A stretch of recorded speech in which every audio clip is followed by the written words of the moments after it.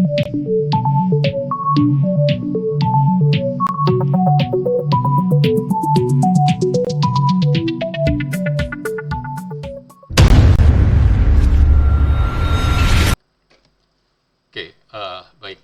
datang dalam channel Kuliaring bersama saya Dudi Manhartono. Kali ini saya akan berbicara tentang teori propaganda. Dalam hal ini adalah salah satu teknik propaganda yang sering digunakan adalah labeling. Jadi labeling ini satu upaya untuk memberikan stigmatisasi terhadap tentunya lawan politik dalam rangka menjatuhkan reputasi, menurunkan citra politik dan sebagainya, hal-hal yang bersifat negatif. Baik, seperti biasanya, sebelum lebih jauh saya menjelaskan tentang teori labeling ini. Oke, silakan tekan subscribe dan centang tanda loncengnya. Oke, baik. Kita langsung membincangkan tentang labeling. Saya menggunakan kasus yang cukup provokatif, yaitu Bapak Anies Baswedan yang sering dicap sebagai tokoh atau bapak politik identitas. Yang ini bermula dari Pilkada DKI 2017, ya, di mana kita tahu kemenangan pasangan Pak Anies Baswedan dan Pak Sandiaga Uno diwarnai dengan proses politisasi identitas yang cukup runcing. Bahkan di beberapa tempat terjadi benturan fisik meskipun tidak meluas, ya. Tapi itu dampaknya bisa kita rasakan hingga hari ini. Oke, kenapa di judul itu disebut bahwa cap politik identitas Anies Baswedan sulit ditampik? Ada beberapa poin yang bisa dijadikan trigger atau contoh dari kenapa cap itu muncul, gitu. Belum lama terkait dengan bakal pencapresan beliau Pak Anies di Surabaya. Bulan Maret lalu beliau bilang bahwa politik identitas itu adalah sesuatu yang tak terhindarkan. Misalnya calon yang bersaing adalah laki-laki dan perempuan, maka di situ ada identitas gender. Memang statement beliau normatif, gitu kan. Tapi kemudian karena beliau adalah tokoh politik, berada dalam panggung politik, tentu statement yang normatif itu bisa dilacak dengan menggunakan metode yang ilmiah untuk menafsirkan apa sih maksud dan tujuan dari statement beliau tersebut. Ya, itu bukan satu-satunya statement yang dilontarkan Pak Anies. Statement yang hampir sama sebelumnya juga beliau lontarkan ketika berada di luar negeri. Oke. Kemudian Pak Surya Paloh sendiri mengakui bahwa berat untuk menghilangkan cap politik identitas pada diri Pak Anies, ya, karena ya usai kemenangan beliau pada Pilkada 2017, Pilkada DKI, Pak Anies dalam pidatonya menggunakan diksi pribumi dan non pribumi yang ini tentunya mengipas bara yang belum padam saat itu. Nah, ini beberapa hal yang kemudian cap pada diri Pak Anies Baswedan paling tidak hingga saat ini belum luntur. Nah, apa sih labeling itu? Gitu. Ini salah satu tokoh pemikir, Howard S. Becker, mengatakan bahwa labeling merupakan suatu proses sosial yang melibatkan pengkategorian seseorang atau kelompok sebagai devian, sebagai sesuatu yang menyimpang, baik itu dari segi perilaku, penampilan, atau atribut sosial lainnya. Ya. Labeling dalam perspektif sosial banyak terjadi. Tadi Pak Adis mencontohkan perspektif gender, gitu. Ya. Kaum perempuan dilabeli sebagai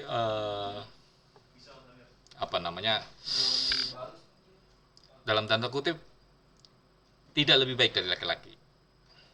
Ya, contohnya pokoknya kalau kita kita di tempat parkir gitu melihat ada mobil parkirnya nggak lurus, miring, kemudian kita lihat yang menjadi driver atau sopirnya adalah perempuan, kita akan maklum, oh pantes perempuan gitu. Nah itu harus sebenarnya proses labeling. Proses labeling dalam dalam dalam konteks sosial kita bisa bisa lihat banyak banyak apa kita saksikan. Labeling pada mamanya, mohon maaf, pada saudara-saudara kita dari Indonesia Timur sebagai mata elang, sebagai debt collector dan sebagainya, itu adalah proses labeling gitu. Ya. Kemudian pada dari sisi ras, namanya pada kelompok Tionghoa, Cina dan sebagainya.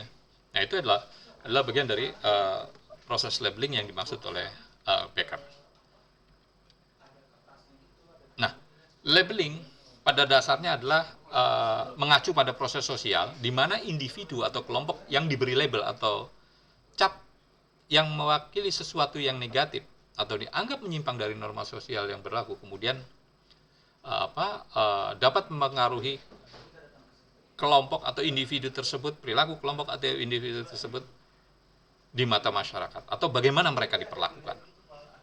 Ya.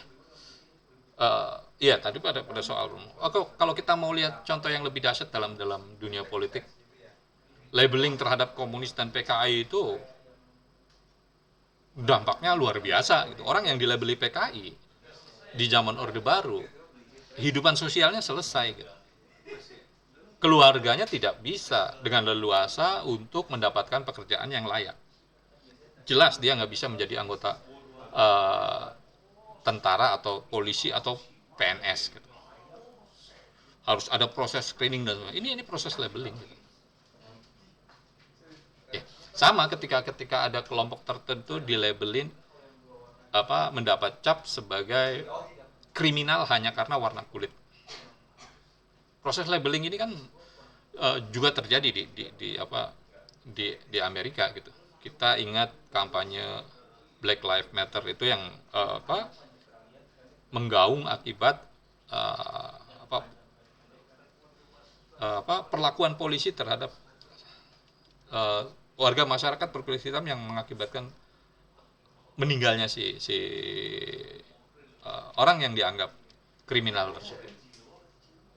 Ya, jadi labeling ini dampaknya memang luar biasa. Nah,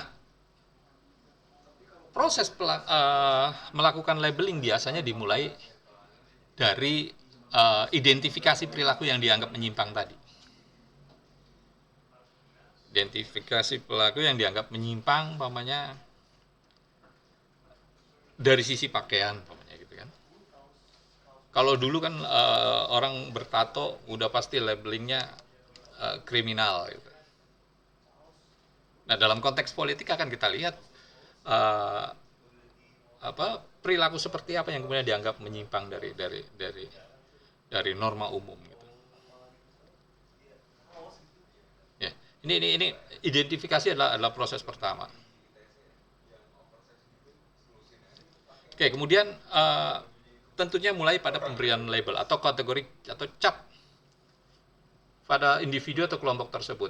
Nah, sumber labeling bisa berasal dari masyarakat umum, dari media massa maupun lembaga hukum. Labeling korupsi, koruptor gitu. Itu dari lembaga hukum gitu, sah. Dari media massa. Di media massa meskipun sekarang sudah mulai berkurang adanya bias gender dalam penulisan berita masih muncul. Ada kasus pelecehan seksual, perkosaan. Orang kemudian mulai meributkan cara berpakaian si korban gitu.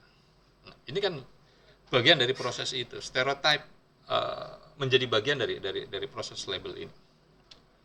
Oke, yang berikutnya adalah tentunya efek yang dirasakan oleh kelompok yang tadi mendapat cap tertentu gitu, dilabeli tertentu. Ya, dalam politik kontemporer kita ada cap labeling kadrun dan cebong. Sebelumnya ada cebong kampret dan sebagainya. Orang yang dilabeli kadrun akan dianggap pro siapa gitu. Yang di labeli cebong akan dianggap pro siapa juga.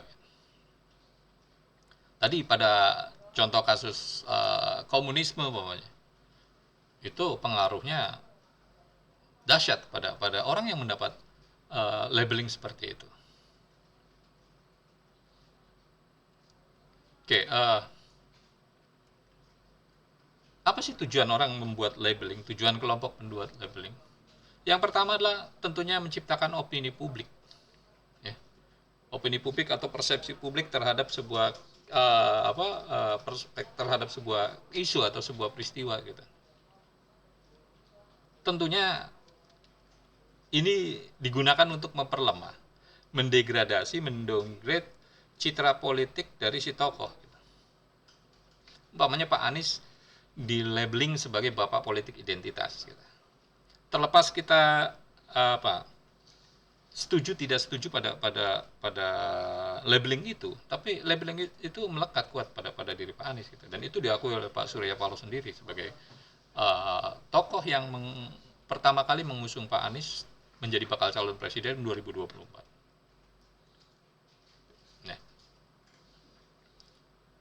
Nah, ya opini itu muncul karena ada peristiwa pendahuluan, namanya dari statement, dari kebijakan, dari cara berpakaian, dan pemihakan lainnya yang bisa dilihat secara kasat mata melalui media.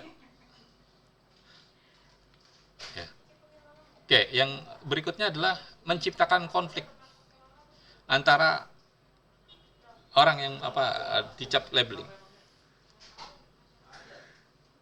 Ya, ini tentunya membuat polarisasi yang cukup tajam antara sana dan sini, kalian dan kami, pro dan anti. Nah, perbedaan atau polarisasi ini yang diakibatkan oleh labeling ini, ya bisa sangat berbahaya buat persatuan.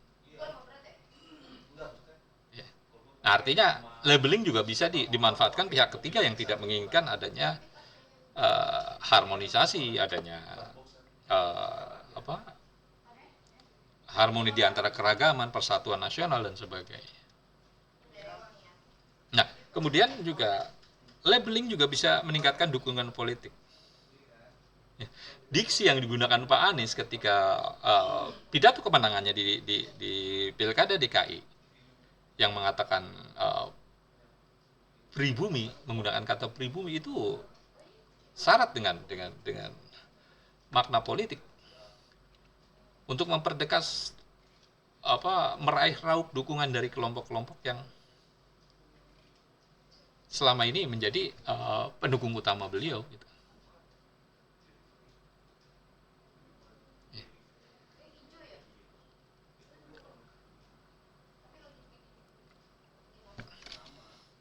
Oke, kemudian meningkatkan legitimasi politik. Labeling diberikan umpamanya atau justru menurunkan legitimasi moral politik kelompok tertentu. Pantas dia keturunan PKI umpamanya gitu kan.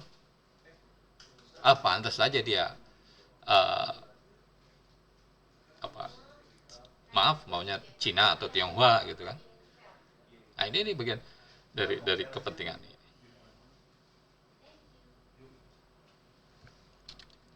Kemudian juga ada faktor-faktor pemicu yang disebut Becker dari munculnya proses labeling. Yang pertama tentunya perbedaan sosial. Ini sesuatu yang tidak bisa dinafikan, adanya perbedaan kelas, ras, gender, agama. Nah, kemudian diidentifikasi, signifikasinya kecenderungan untuk membentuk polarisasi, untuk membentuk dukungan politik tertentu. Ya, kita bisa lihatlah pada balik lagi pada proses politik DKI Jakarta. Ada kelompok 212 dan kelompok pendukung lainnya yang kemudian ada munculnya stereotype yang pandangan yang sudah melekat sebelumnya pada kelompok-kelompok tertentu. stereotipnya umpamanya orang dengan ras tertentu bertubuh gelap adalah keras gitu, kemudian dianggap kriminal dan sebagainya. Ini adalah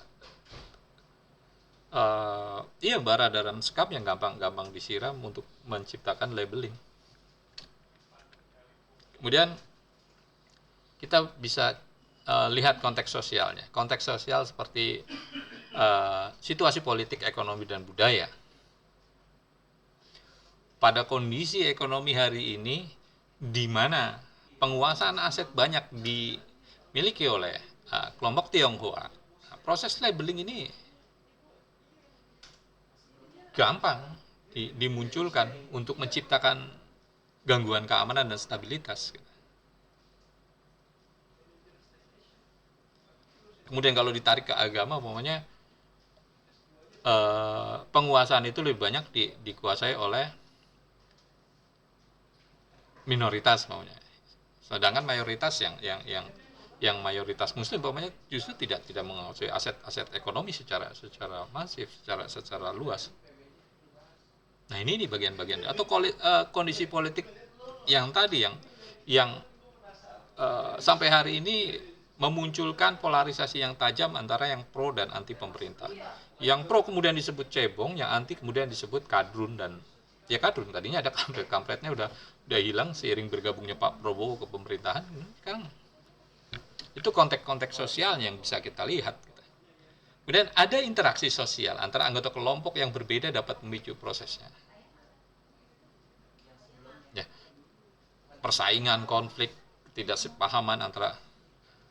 Kalau kita merujuk pada labeling yang diberikan pada orang Tionghoa atau Cina, ini kan ada proses interaksi sosial yang enggak cair, di mana orang-orang Tionghoa kecenderungan menutup diri dengan bentuk rumah yang dibentengi dan sebagainya.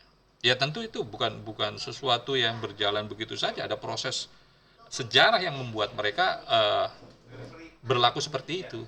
Tapi situasi ini, interaksi sosial yang semacam ini memudahkan memicu proses labeling tadi, munculnya labeling tadi.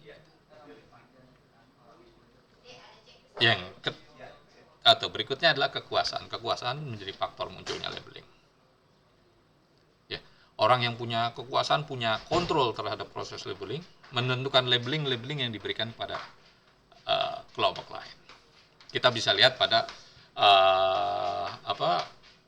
gangguan keamanan yang diciptakan di Papua. Kelompok separatis, kelompok Gerakan Papua Merdeka menamakan dirinya Organisasi Papua Merdeka atau Tentara Pembebasan Papua atau apa. Tapi kekuasaan kemudian melabeling mereka sebagai kelompok KKB gitu.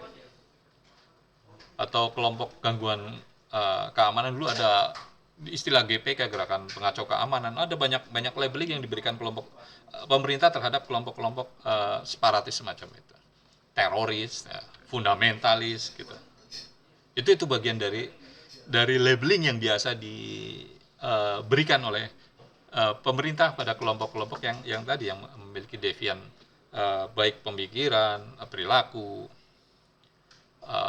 cara berpakaian dan sebagainya. Ya.